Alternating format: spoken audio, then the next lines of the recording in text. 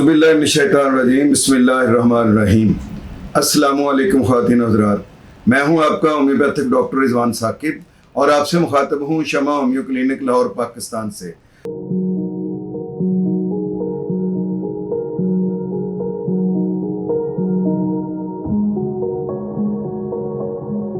आइए आज बात करते हैं रेक्टम अल्सर के हवाले से, या अल्सर जो रेक्टम के अंदर पैदा हो जाता है उसको हम होम्योपैथी के ज़रिए से कैसे ट्रीट कर सकते हैं।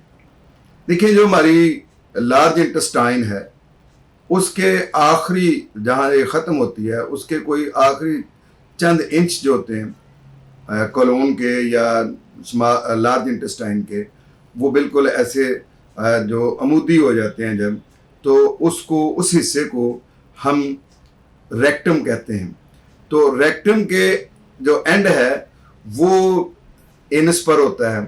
तो ये जो रेक्टम का हिस्सा होता है, जब स्टूल खारिज होने के लिए कंप्लीटली तैयार हो जाता है, यानी वो सारे फाजिल मादे जो अब जिस्म को ज़रूरत नहीं होती, जितनी खुराक थी वो उसमें से जितने ग़िज़ाई अज्जा थे वो ब्लड के अंदर मुंतकिल हो गए हैं हमारे मैदे से, लार्ज इंटेस्टाइन से, स्मॉल इंटेस्टाइन से। तो अब कोलोन में इस इंतज़ार में स्टूल जो है वो रुका होता है कि वो जब भी हम स्टूल पास करने की हमें आदत हो तो हम उसको खारिज कर दें। तो ये जो हिस्सा होता है बाज़ औक़ात इस एरिया में, ये कुछ चंद इंच का जो एरिया होता है, इसमें बाज़ औक़ात अल्सर पैदा हो जाता है, ज़ख़म पैदा हो जाते हैं। तो इसको हम कहते हैं रेक्टल अल्सर।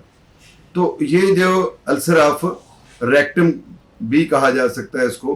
तो ये जो जगह होती है इसमें अल्सर की कई वजूहात होती हैं।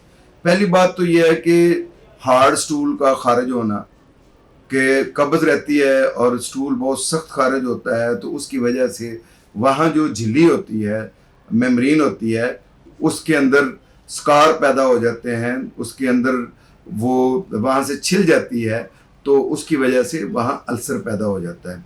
दूसरी चीज़ ये होती है कि ज़्यादा देर बैठे रहना, उसकी वजह से भी ये मसला होता है।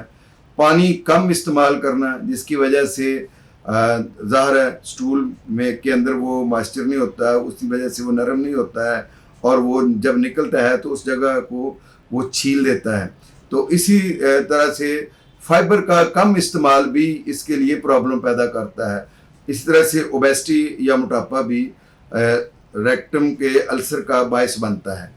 और अनीमा जो करते हैं अक्सर लोग, जिसको हकना बोलते हैं हुक्मा हज़रात, तो ये जो अनीमा किया जाता है स्टूल को बाहर खारिज करने के लिए, मुख्तलिफ किस्म की लेग्जेटिव किस्म की जो केमिकल्स होते हैं या अद्वियात होती हैं, उनको मकद के ज़रिए से अंदर दाखिल किया जाता है ताकि वहाँ से स्टूल जो है वो खारिज हो सके।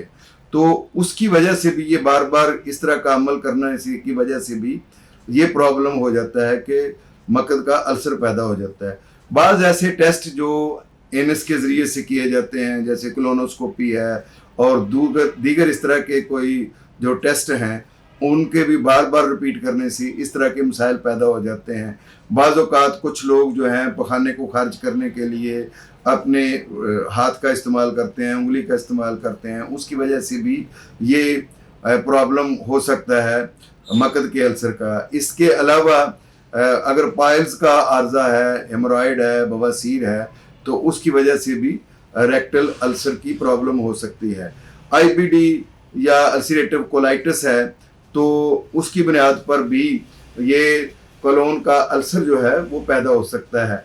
और इसके अलावा गैर फितरी तरीके से सेक्स का करना, जिनसी रवाबत रखना इस तरह के जिसकी वजह से भी ये अल्सर का ख़दशा हो सकता है। और इसके साथ साथ ज़्यादा लोग जो अल्कोहल का इस्तेमाल करते हैं, ज़्यादा स्मोकिंग करते हैं और कोई तेज़ मिर्च मसालों वाली चीज़ें खाते हैं और ज़्यादा तेज़ाबी मादों वाली चीज़ें खाते हैं और ज़्यादा जो फास्ट फूड का इस्तेमाल करते हैं बहुत ज़्यादा, और जो स्पाइसी अशिया जो है वो उसका इस्तेमाल करते हैं, तो उसकी वजह से भी जो रेक्टल अल्सर की प्रॉब्लम हो सकती है।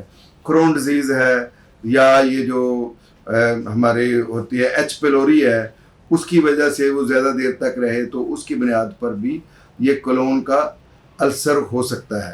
اور یہ السر اگر علاج کے بغیر چھوڑ دیا جائے زیادہ عرصہ تک تو اس سے جو مقد کا یا کولون کا یا ریکٹم کا کینسر بننے کا بھی خدشہ ہوتا ہے.